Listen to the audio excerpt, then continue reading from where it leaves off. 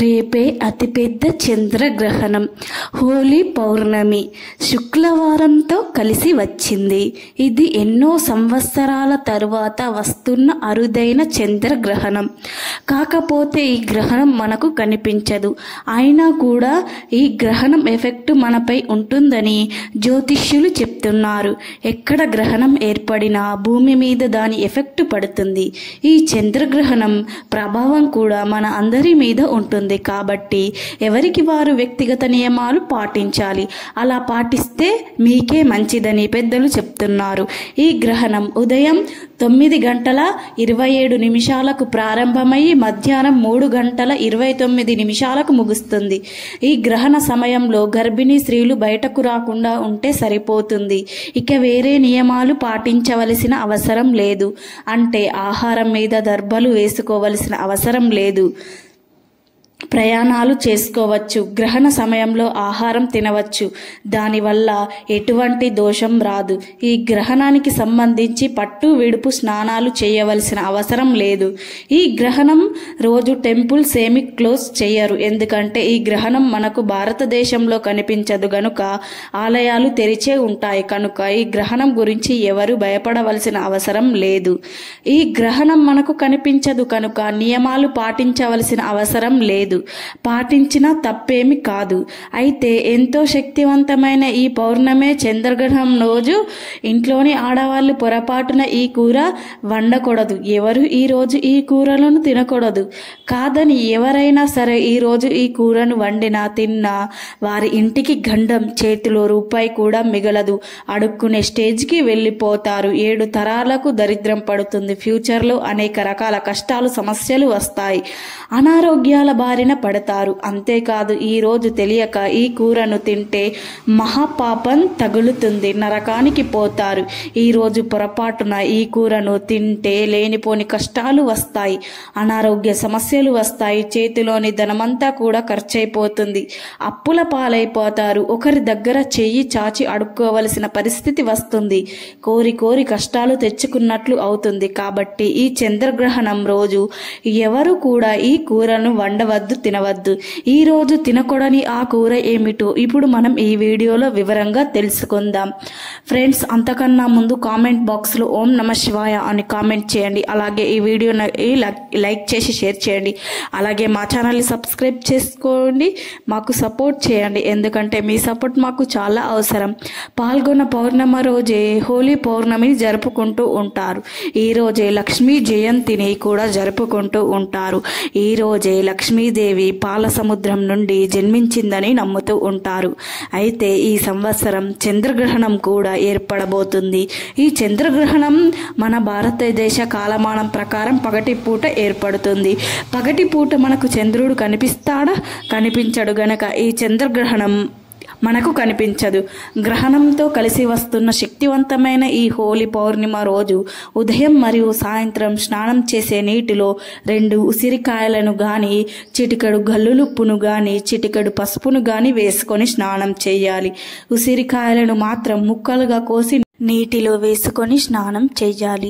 ఉసిరికాయలు దొరకని వారు మాత్రం చిటికెడు గల్లులుప్పును గాని, చిటికెడు పసుపును గాని నీటిలో వేసుకొని స్నానం చేయాలి.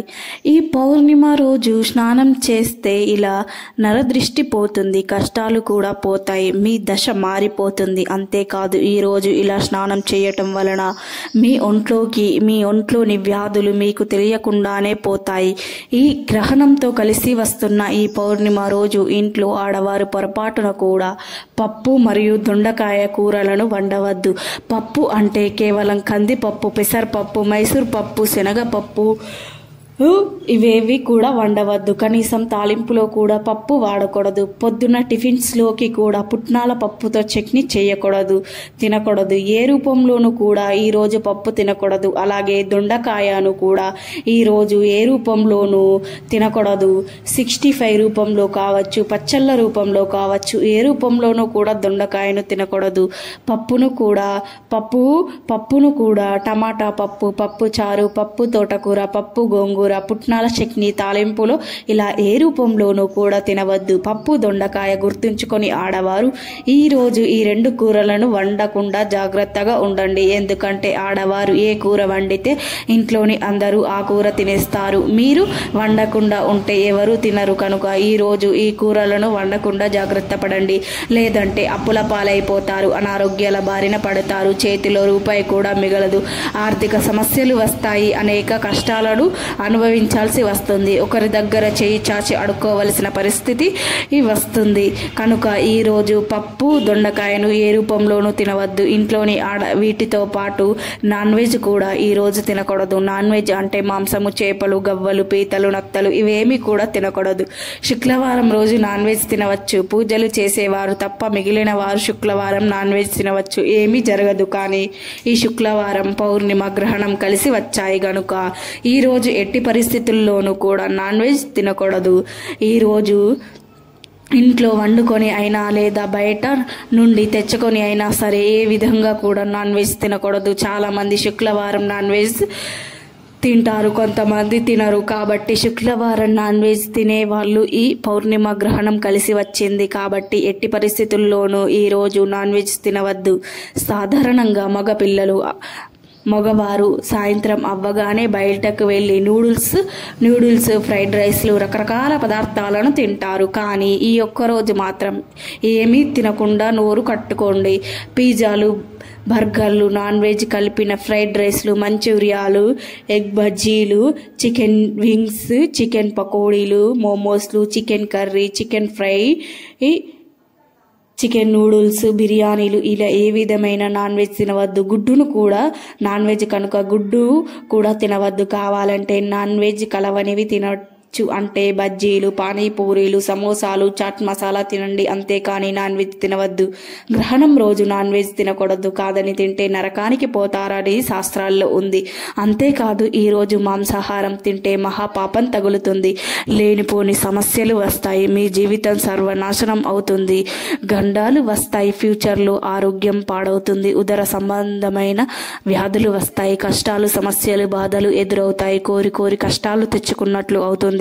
గ్రహణం అనేది శక్తివంతమైన రోజు కనుక ఈ రోజు నాన్ వెజ్ తింటే మహాపాపం తగులుతుంది, నరకానికి పోతారని శాస్త్రాల్లో ఉంది. కాబట్టి పప్పు, దొండకాయ, నాన్ వెజ్ ఈ 3 కూరలను ఈరోజు ఎవరు వండవద్దు, తినవద్దు. కాదని వండిన తిన్న కష్టాల పాలైపోతారు, గండాలు వస్తాయి, చేతిలో ధనం నిలవదు, అప్పుల పాలైపోతారు, ఒకరి దగ్గర చేయి చాచి అడుక్కోవలసిన పరిస్థితి వస్తుంది, నరకానికి పోతారు, మహాపాపం తగులుతుంది, ఉదర సమస్యలు వస్తాయి, కోరు కష్టాలు తెచ్చుకున్నట్లు అవుతుంది, కష్టాలు, బాధలతో సతమతమైపోతూ ఉంటారు. కాబట్టి అందరూ కూడా ఈరోజు ఈ ఆహార నియమాలను పాటించండి, జాగ్రత్తగా ఉండండి. ఇక మా వీడియో నచ్చితే లైక్ చేసి షేర్ చేయండి. మా ఛానల్ని సబ్స్క్రైబ్ చేసుకొని మాకు సపోర్ట్ చేయండి.